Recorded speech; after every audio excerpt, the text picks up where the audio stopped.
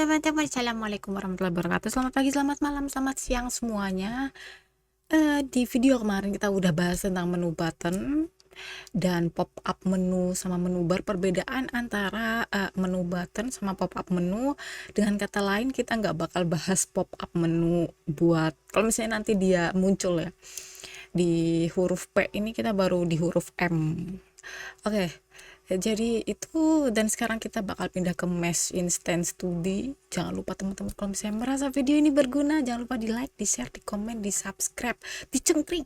Makasih banyak. Oke, Mesh Instant Study. Jadi buat intro sebelum kita ke Mesh, jadi kan kayak teman-teman tuh ngerasa biasanya kan Mesh itu untuk 3D gitu kan, yang kotak-kotak gitu kan mesh. Tapi ternyata di Godot dia juga punya Mesh Instant Study. Fungsinya buat apa? Jadi teman-teman, kalau misalnya teman-teman notice kebanyakan gambar, aku move aja ke Mesh Instant Study. Nah, di sini nggak ada contohnya guys, jadi aku jelasin aja. Jadi PNG atau gambar yang ada transparansi di belakangnya, jadi backgroundnya nggak kelihatan kan, itu PNG. Kalau misalnya teman-teman masukin PNG ke sprite 2D ya, bisa ke sprite 2D, itu dia bakal tetap kelihatan transparansinya. Mau bukti? Ayo, ini aku recording kan, aku takut live stream pula. Jadi ini aku lagi ngecek oke. Ini aku delete dulu aja. Jadi aku bikin sprite 2D baru, dan di sini teman-teman aku punya contoh dari Godot pohon ini. Nah, teman-teman bisa lihat di sini dia transparan kan, tapi bentuknya ini kotak, tetap kotak. Harusnya bentuknya kan kayak gini nih, dia mengikuti alur daun-daun ini. Kenapa harusnya mengikuti seperti itu? Karena kalau teman-teman cuman ngimport sprite 2D dengan PNG dengan background ala kadarnya kayak gini, otomatis background dia yang ada di belakang yang transparan itu dia tetap masuk ke game. Dengan kata lain, kalau dia tetap masuk di game, otomatis game teman-teman, misalnya game pengen bikin buat yang HP yang kentang sekalipun, dia bakal berat. Karena ya itu otomatis dia bakal proses kan, seharusnya cuman segini, ini malah satu full kotak dia harus dimasukin. Belum lagi ini objeknya banyak, ini pohon, coba kalau banyak, coba kalau parallax mapping ya kan, yang backgroundnya bergerak, terus di sini ada awan apa, itu semua ada PNG-nya, ada transparannya. HP kentang susah buat mainin itu otomatis, dan mungkin laptop atau komputer yang kentang juga susah buat mainin itu. Makanya kita butuh Mesh Instant 2D. Jadi aku punya cara, gimana caranya supaya sprite kita ini jadi Mesh Instance. Ada di dokumentasi sebenarnya di sini. Di sini juga nih, select the sprite 2D node, terus sprite 2D convert to Mesh Instance at the top of the 2D editor viewport. Jadi caranya, alarm minum air putihku berdering guys.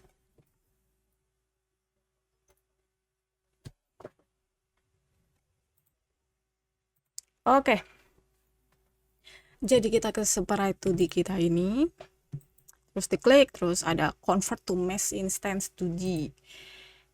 Nah, lihat teman-teman, dia jadinya cuman mengepul di sini.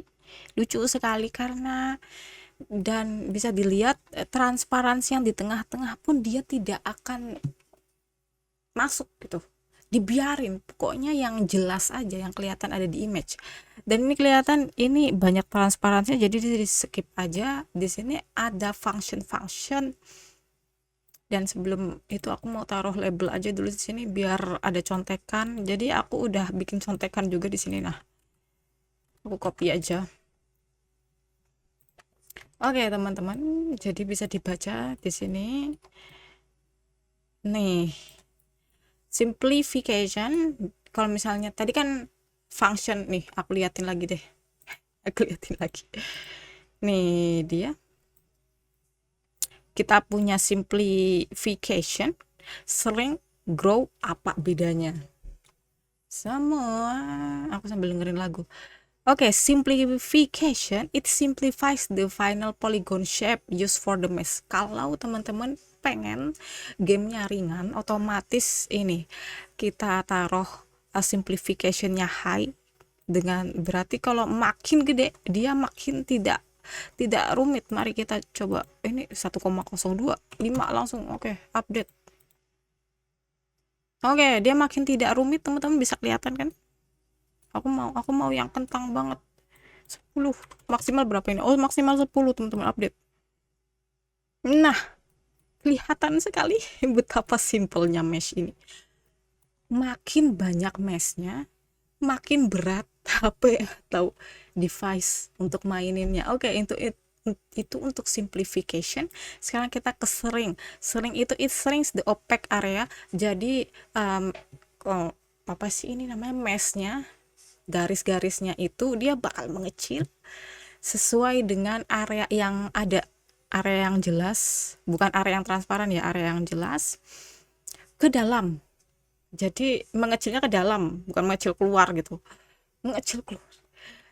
Sebelum generating the mesh, sebelum membuat meshnya, makin tinggi ininya value-nya, makin tight meshnya. Oke, ini 10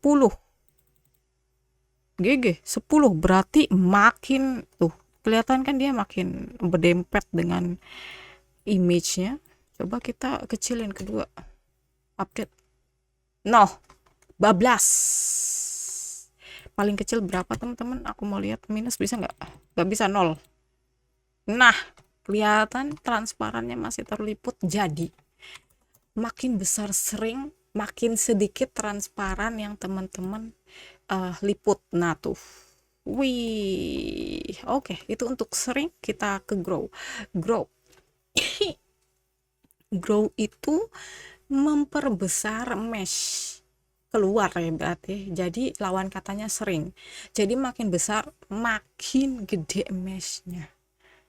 Ini 10 base-nya, makin besar makin big ya kan. Jadi aku coba ke 5. Kita lihat perbedaannya di sini. Watch tuh, dia sampai nggak meliput bawah karena tidak sesuai dengan spesifikasi. Makin kecil grow, dia makin meliput lebih sedikit. Tapi hati-hati teman-teman, ini bisa nggak diliput bawahnya ini. Jadi coba cari yang pas. Apakah dia oke? Masih belum bisa 7. Oke, belum. Kita harus sampai dapat. Nah, ini yang paling minimum mungkin 7,5, 7,9, 7,5. Coba update. Oh, 8, dia nggak pakai koma-koma. Jadi begitu cara memakai mesh, teman-teman. Coba kita create. Dan ini sudah jadi mesh kita. Tiba-tiba coba dilihat sebelah kiri teman-teman, sprite 2D kita berubah jadi mesh instance 2D. Dan di sebelah kanan juga mesh, kita udah punya mesh sama tekstur. Dan itu doang mesh instance 2D buat menyimpulkan para sprite 2D, especially yang punya transparansi, jadi nggak berat untuk device teman-teman. Oke. Segitu aja buat mesh instance 2D. Terima kasih udah menonton. Wassalamualaikum warahmatullahi wabarakatuh.